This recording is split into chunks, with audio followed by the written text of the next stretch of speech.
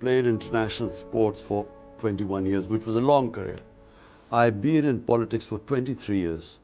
Who's the greatest leader of Pakistan ever had was the great founder of Pakistan. Except for him, I have the longest struggle in politics. The people who I held responsible were always the political elite.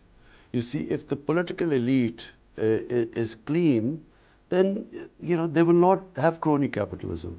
Problem that happened in Pakistan was that we had these two political houses, and both just competed in siphoning of money out of the country, money laundering. And once the leadership does that, then the whole system falls apart.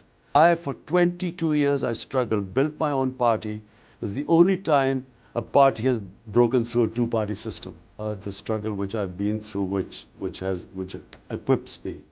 Basically, the problem we all face, and leadership faces, how to cope with the bad times.